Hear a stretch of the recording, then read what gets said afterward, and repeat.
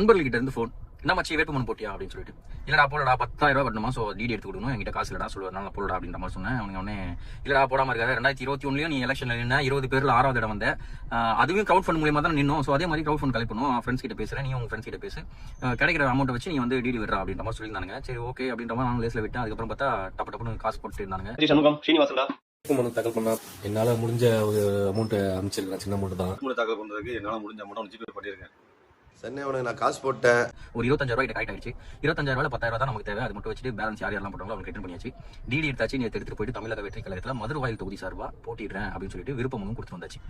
ஏன் சொல்றேன்னா, ஒரு காசு போட்டு காசு சம்பாதிக்கிற ஒரு பிசினஸா தான் அரசியல் ஆயிடுச்சு. அதை நான் நிச்சயமா பண்ண மாட்டேன். என்கிட்ட காசு இல்ல, இருந்தாலுமே நான் அதை பண்ண மாட்டேன். ஒரு கிரௌட் ஃபண்ட் மூலியமா தான் இந்த டிடி எடுத்தோம். ஒரு கோடி ரூபா 2 கோடி ரூபா போட்டுட்டு ஒருத்தன் வரானா அவன் பைத்தியக்காரன் இல்ல. மக்களுக்கு ஒதுக்கப்படுற நிதியை திருடுறதுக்கு தான் ஒரு சின்ன தொகையை போட்டு பெரிய தொகையை எடுக்கிறதுக்காக வராங்களே தவிர, ஸோ அந்த ஒரு கேவலமான அரசியல் நிச்சயமா நான் எப்பயுமே பண்ண மாட்டேன். இந்த மாதிரியான அரசியல் தான் வந்து மக்களுக்கு தேவைப்படுது. ஸோ சகாயமையா சொல்லியிருக்காரு, இங்க தேவை அடிப்படை மாற்றம், அரசியல் மாற்றமும் ஆள் மாற்றமும் இல்லை, அடிப்படை மாற்றம். இந்த மாதிரியான விஷயங்கள் தான் அடிப்படை மாற்றம். ஒருத்தன் காசு கொடுக்காம நீங்க வின் பண்ண வச்சீங்கன்னா தான் அவன் உங்களுக்கான அரசியல்வாதியா, தலைவரா, சட்டமன்ற உறுப்பினராக இருக்க முடியும்.